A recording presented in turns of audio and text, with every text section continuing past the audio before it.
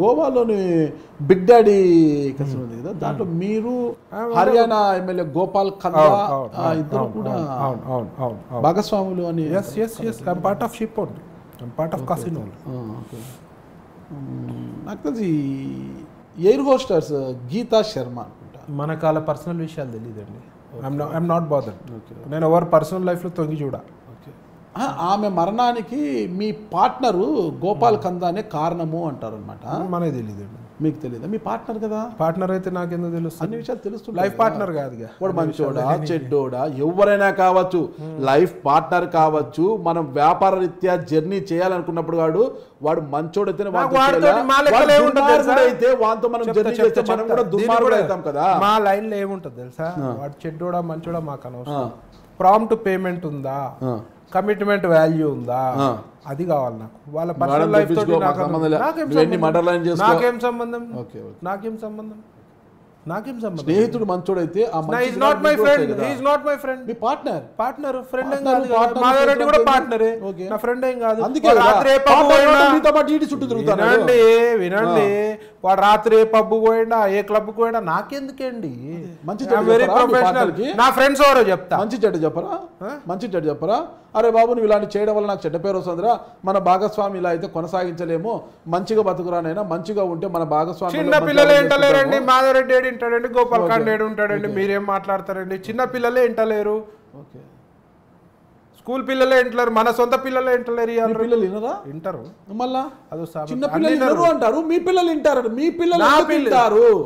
వినండి, అన్ని విషయాలు వినరు. అది మీరు చెప్పలేదు. చిన్న పిల్లలే వినరు అన్నారు, అన్ని విషయాలు వినరు అనలేదు మీరు. మీ పిల్లలు అంటే మా నాన్న నాకు చెప్పినాడు, షాప్ లో కూర్చోరా వద్దు ఇవన్నీ అన్నాడు, కసినో లైన్ వద్దు అని అన్నాడు మా నాన్న ఉన్నప్పుడు. మీ నాన్న అన్నారా కసినో లైన్ వద్దు? వద్దు అన్నారు. మీ నాన్నకు చెప్పి వెళ్ళారా కసినోకి పోతున్నానని? ఓపెన్ గా చెప్పే వెళ్ళా. దానికి నేను కసినో ఆడిస్తాను, బడా బాబులందరినీ నేపాల్. అప్పుడు ఆడించలేదు, నేను సరదాగా ఆడనికి పోయినా. ఓకే, నాన్నకు చెప్పిపోయారా? పోయేటప్పుడు డబ్బులు ఇచ్చాడు, పాకెట్ మనీ. డబ్బులు ఇచ్చిరా, డబ్బులు ఇవ్వదా, పాకెట్ మనీ ఏదో ఒకటి. వెళ్ళినాను, ఆడినాను, పుడగొట్టాను. చెప్తున్నా కదా, వెళ్ళినాను, ఆడినాను, పుడగొట్టినాను. పూలమ్మిన చోట కట్టెలు అమ్మకూడదు, పూలమ్మిన చోట పూలే అమ్మాలి. ఎక్కడ పోగొట్టుకున్నాను అక్కడే వెతుక్కోవాలి అన్న ఒక సామెతని నాడుని అందిపుచ్చుకొని కసినోని అంతు చూసాను కసిగా ముందుకెళ్లారు. మీరు నడిపించటోని ఒక క్రైమ్ లెక్క చూపిస్తారు. వాడేటోడు ఏం తక్కువడు కాదు, గుర్తుపెట్టుకోండి. వాడు మమ్మల్ని వేద్దామని వస్తాడు, వాడు కూడా మమ్మల్ని వేసేద్దామని వస్తాడు. కసినోలో సక్సెస్ రేట్ ఎంత ఉంటుంది చెప్పండి? అరౌండ్ 20-22%. ఓకే, పాపం మిగతా వాళ్ళంతా మిగతా వాళ్ళు అంటే మీది అందరికి ఓపెన్ ఫ్యాక్ట్ అది. ఓపెన్ ఫ్యాక్ట్ అది. అవునండి. చిక్కు వద్దులేండి, సారీ, చిక్కోటి ప్రవీణ్ మళ్ళోసారి బాగోదు. మీరు మళ్ళోసారి చీకటి అంటే మాత్రం బాగోదు. చిక్కోటి ప్రవీణ్ గారు టూర్ ఆపరేటర్ గా ఉన్నారు. టూర్ ఆపరేటర్ గా ఉన్న చిక్కోటి ప్రవీణ్ గారి జీవితంలోకి జూదం వచ్చిందా? జూదం కోసమే చిక్కోటి ప్రవీణ్ గారు టూర్ ఆపరేటర్ అయ్యారా? మళ్ళీ చెప్పండి. మళ్ళీ అడగండి. అరే డౌట్ ఉందా? అడగండి. చిక్కోటి ప్రవీణ్, నాకు ఆ పదం పలకంటే నేను మీతో భయం అవుతుంది. చిక్కోటి ప్రవీణ్ కుమార్ గారు టూర్ ఆపరేటర్ గా ఉన్న చిక్కోటి ప్రవీణ్ కుమార్ గారి జీవితంలోకి జూదం వచ్చిందా? జూదం కోసమే టూర్ ఆపరేటర్ గా మారిపోయారా? అంటే జూదమే అనుకోండి కాదు, క్లియర్ చెప్పండి. నేను క్లియర్ ప్రశ్న చెప్పినా మీకు, అది క్లారిటీ దొరుకుతలేదు నాకు. మీరు అడిగిన ప్రశ్నకు నాకు అంటే టూర్ ఆపరేటర్ అయితే నా బిడ్డలు ఇప్పుడు చిక్కోటి ప్రవీణ్ టూర్ ఆపరేటర్ ఎత్తి జూదం నడిపిస్తుండా అని అంటుర్రా? టూర్ ఆపరేటర్ గా చిక్కోటి ప్రవీణ్ గారు ఉన్నారు. టూర్ ఆపరేటర్ గా ఉన్న చిక్కోటి ప్రవీణ్ జీవితంలోకి జూదం వచ్చిందా? జూదం కోసమే టూర్ ఆపరేటర్ అయ్యారా? జూదం నడిపినికేగా. కోడి ముందా గుడ్డు ముందా అంటే అర్థం కాదా మీకు? అలాంటిదే ఇది కూడా. జూదం నడిపిస్తున్నా అని చెప్పినాక మళ్ళీ ఒక తింగర్ ప్రశ్నలు నడిపి తింగర్ ప్రశ్న కాదండి, చెప్తున్నారు. నేను జూదం నడిపిస్తా, ఫ్యూచర్ కూడా నడిపిస్తా. అది మీరు మారరు, తగ్గరు. ఇలాంటి దాడులు ఎన్ని జరిగినా వచ్చేవాడు వచ్చినంతసేపు తగ్గేదేలే అంటారు మీరు. నాకు తెలుసు, తగ్గేదేలే. అది నాకు తెలుసు. మీరు తగ్గద్దండి, తగ్గేదేలే. మీరు తగ్గద్దండి, ఎందుకు తగ్గాలి? తగ్గద్దండి. నేను ప్రశ్న మీకు అర్థం కాలే. నేను చట్టరీత్యా యాజ్ పర్ లా చేసినన్ని రోజులు నన్ను ఎవరు ఆపలేరు. నేను భయపడాల్సిన అవసరం లేదు. నేను దర్యాప్తు సంస్థలకి భయపడతాను, రెస్పెక్ట్ ఇస్తాను. వాళ్ళకి ఎలాంటి క్లారిఫికేషన్ కావాలన్నా క్లియర్ కట్గా ఇస్తాను. లీగల్ గా ఉన్న ఏవే ఉన్నాయో నేను లీగల్ గా క్యాసినో నడుపుతాను, నడపకుండా నేను ఆపను. మీరు అదే అంటేనే మళ్ళా మాకు ప్రశ్న ఉత్పన్నమవుతుంది. చట్టపరంగా, న్యాయపరంగా నిర్వహిస్తున్నప్పుడు మీరేం చేస్తారు? ట్రాన్సాక్షన్, బిట్ కాయిన్ రూపమా, అక్కడ టోకన్లు ఇచ్చి ఇక్కడ తీసుకుంటారా? అన్ని కూడా అందుకే ఇట్లాంటి ప్రశ్నలు ఇస్తారని తెలుసు.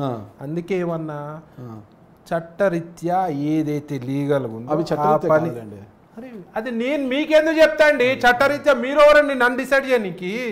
మీరెవరండి? ఈడీ వారు డిసైడ్ చేస్తారండి. ఈడీ వారు డిసైడ్ చేస్తారు, మీరు కాదు నన్ను డిసైడ్ చేసేది. ఓకేనా? ఏదైతే లీగల్ వినండి, ఏదైతే లీగల్ ఉందో దాని ప్రకారం యాజ్ పర్ రూల్ ప్రకారం చేద్దాం. చేద్దాం అనొద్దండి, మళ్ళా చేసుకోండి. నేనే చేస్తా, మీరే చేయండి. మిమ్మల్ని సరదాగా తీసుకెళ్తా ఒకసారి. ఆడ కూడా మీకు డెప్త్ తెలియాలి కదా, మీకు కూడా తెలియాలి కదా. అది ఏం డెప్త్ ఉంటుంది? What is what? మామూలుగా కసినోలో ఏమేమి గేమ్స్, ఎన్ని గేమ్స్ ఉంటాయండి మామూలుగా? చాలా రకాలు. అదేమో అంటే రోలెట్ అని, స్లాట్ అని, చాలా ఉంటాయి. ఈ స్లాట్ లో గెయిన్ వాళ్ళు చాలా తక్కువ ఉంటారంట కదా? ఏ గేమ్లో అయినా మీకు విన్నింగ్ రేషియో చెప్పాక 20% ఉంటుంది. ఓకే, 80% పోతారు. ఓకే, ఎక్కడ పోతారో కూడా నేను చెప్తా. మనిషికి అత్యాశ. మీరు ఒక ₹1,00,000 ఆడదామని వచ్చారు, 1,00,000కి గెలిచారు. ఊరుకోరు మీరు. 1,00,000 గెలిస్తే వెళ్ళిపోవచ్చు. ఎవడు ఒక గేమ్లో గెలిచినా వెళ్ళిపోవచ్చు, ఎన్ని గంటలలో గెలిచినా వెళ్ళిపోవచ్చు. రూల్ ఏమిస్తారా? ఎవ్వరు ఆపరు. అదే కదా వ్యక్తి యొక్క సైకాలజీ చెప్తున్నా. అదే ఆడ ఆ లైట్లు, ఎక్కువ లైట్లు లేకోకుండా మినుకుమని జిలుగుమని ఆడ పెట్టి కలరింగులు పెట్టి వాడు ఇంకా ఆడాలి అని వాడిలో కసి నింపేలా అక్కడ ఏర్పాట్లు చేసి ఉంటారు. మీరు వాడిని మదిని చక్కగా పంపించరు. వాడి జోబు గుల్లయ్యి అవసరమైతే పక్కనతో ఏమన్నా ఉంటే తాకట్లు పెట్టి ఆడేంత వరకు, వాడి జీవితం బుగ్గి పాలయ్యేంత వరకు వాడిని ఆడే కుక్కుతారు. మీరు వాడిని ఎందుకు పంపిస్తారు బయటికి? మీ ఆరోపణ అయిపోయిందా?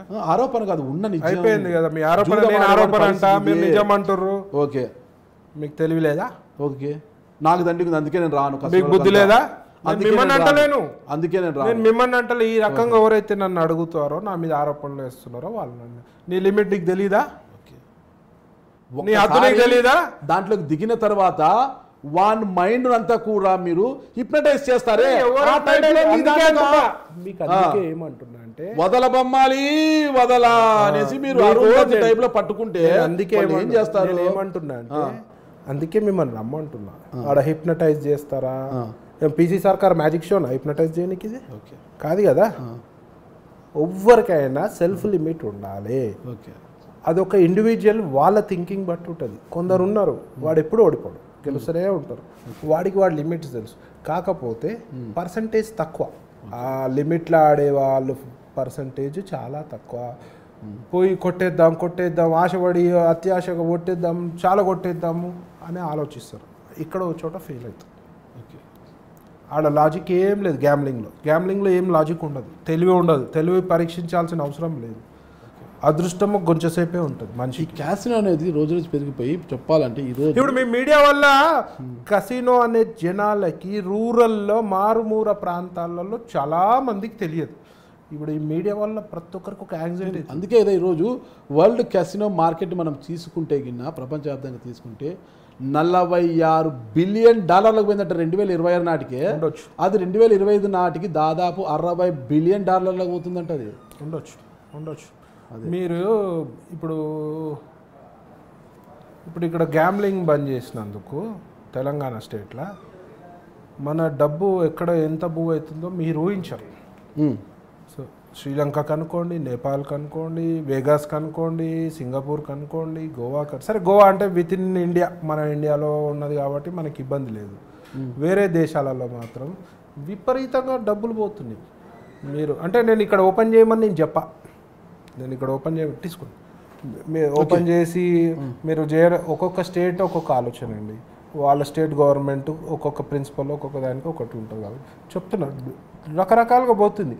అంటే ఎవరైనా దీన్ని కంట్రోల్ చేయలేరు. ఇప్పుడు చేయలేదు. వరల్డ్ మార్కెట్ గ్రోత్ రేట్ 11.6 ఉంది మనకు, అవునా? కాంపౌండ్ యాన్యువల్ గ్రోత్ రేట్ మనకు 11.6 వరల్డ్ వ్యాప్తంగా, మన భారతదేశంలోనే 12.5 ఉందంట ఇది ఈ గ్రోత్ రేటు. అంటే ప్రపంచవ్యాప్తంగా మన భారతదేశంలో ఎక్కువ. ఇప్పుడు చెప్పాలా, శ్రీలంకలో కసినోస్ మొత్తం బతికేది ఇండియా మీద, పాకిస్తాన్ మీదనే ఎక్కువ. కసినో మొత్తం ఆడ టూరిజం బతికేది ఇండియా మీద, పాకిస్తాన్ మీద. మొన్న ఈ ఏదైతే ఫైనాన్షియల్ క్రైసిస్ వచ్చిందో అంతకుముందు వరకు, కోవిడ్ ముందు చెప్పుకోండి, ఓకే, కోవిడ్ ముందు మొత్తం ఆడ ఎకానమీ మ్యాక్సిమం మనది అక్కడ కసినోలు కానీ టూరిజం కానీ. ఓకే, మీకు ఎవరికైనా ఒక ఇండివిజువల్కి ఉండాలండి. మనం ఏంది, మనం ఏడ వరకు పోగలుగుతామో, ఎంత వరకు పోగలుగుతామో, సరదాగా పోగలుగుతామో, ప్రొఫెషనల్గా పోవాలా, వాళ్ళకు ఉండాలి ఆలోచన. మనం ఎవరికి ఎడ్యుకేట్ చేస్తే వచ్చేది కాదు, చెప్తే వచ్చేది కాదు. నువ్వు నాగరాజు గారు చికోటి ప్రవీణ్ ఆపితే ఆగరు. ఇవాళ మీరు అంటున్నారు 2 రాష్ట్రాల నుంచి జనాల్ని తీసుకెళ్తున్నారు అంటున్నారు. నేను రేపటి నుంచి మానేస్తా, కసినో వ్యాపారం మానేస్తా. ఈ జనాలు పోరని మీరు చెప్పగలుగుతారా? అడుగుతున్నా మిమ్మల్ని, చెప్పండి, చెప్పగలుగుతారా? వీళ్ళు ఆడేటోళ్ళు బోరని చెప్పగలుగుతారా? ఇవాళ నా కసినోకి రానివ్వను. తగ్గుతుంది, ఇండిపెండెంట్ గా పోయేవాడు తగ్గుతుంది. మీరు పేపర్ రాసిస్తా, మీకున్న విఐపి ప్రోటోకాల్లో ఎంపీలు ఎమ్మెల్యేలకు ఉండే విఐపి ప్రోటోకాల్లో ఎయిర్పోర్ట్లలో వీళ్ళందరినీ తీసుకెళ్లి ప్రోటోకాల్ కింద తీసుకెళ్లి స్పెషల్ ఫ్లైట్లలో తీసుకెళ్తే ఎవరైనా వస్తారు. మా దగ్గర పేమెంట్ బాగుంటుంది, మా దగ్గర రిసీవింగ్ బాగుంటుంది అని వస్తారు నా దగ్గర. సెకండ్, ఇవాళ నేను లేకపోతే కసినో ఇండస్ట్రీకి 1% కూడా ఏమీ ఫరకపడదు. ఆడేటోడు అలవాటున్నోడు మీరు గొలుసులేసి కట్టేసినా ఆగడు, ఇరగొట్టుకోనన్న బానిసల్ని చేసేసారు కదా పాపం.